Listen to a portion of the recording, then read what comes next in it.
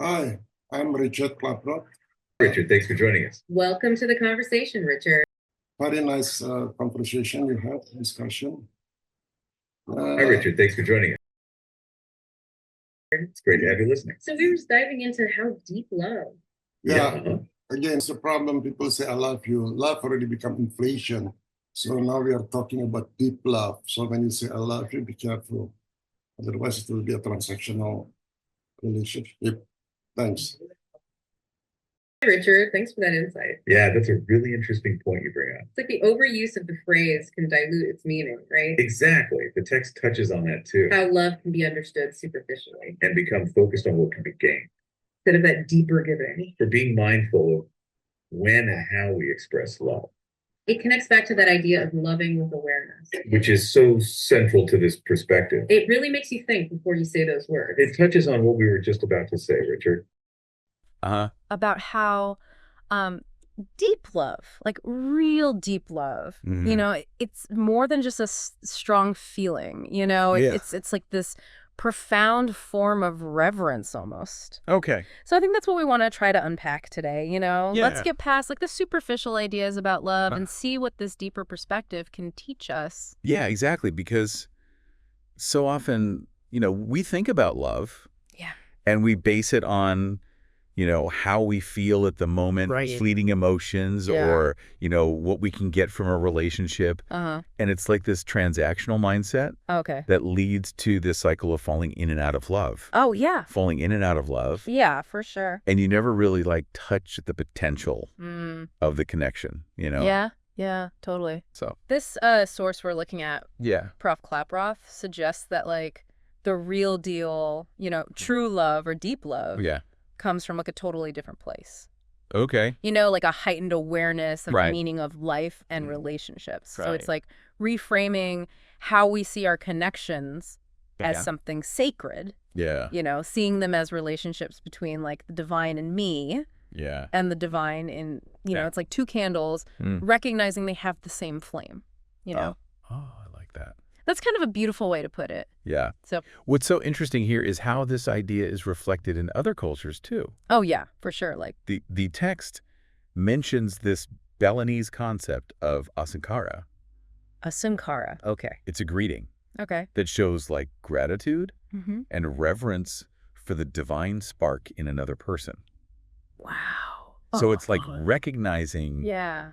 that inherent goodness in someone else. Right. And that's what the text kind of equates to this highest form of worship. Really? Wow. Well, loving with awareness. So that really changes how we think about saying, I love you, huh? Totally. Yeah. It's not just something to throw around, At all. this deeper understanding of love. Right. Like, as unity, as a spiritual journey, Yeah. it's rooted in recognizing that shared divinity. Yeah.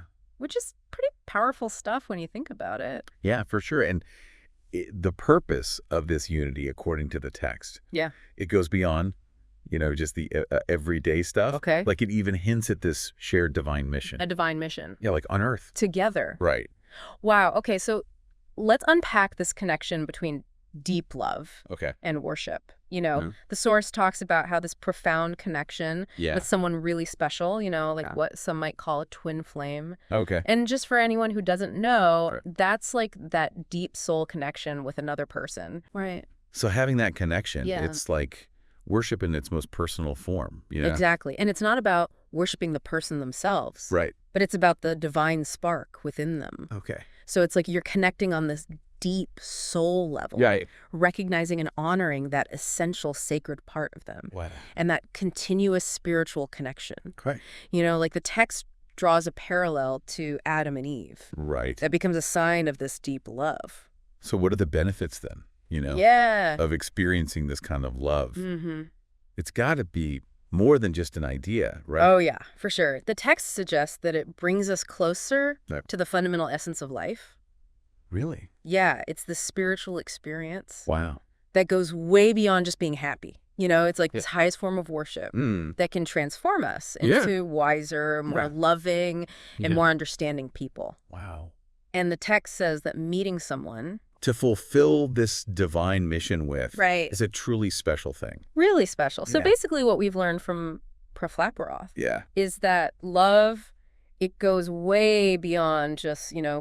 fleeting emotions. Right. And like you said, transactional expectations. Exactly. Real connection. Yeah. It can be this profound form of reverence Right. for the goodness, Mm-hmm. the divine spark in another person.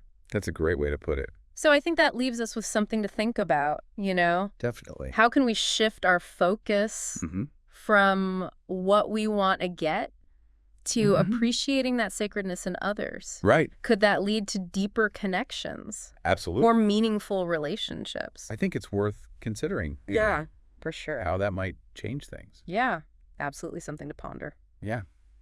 Thanks for joining us, and we'll see you next time.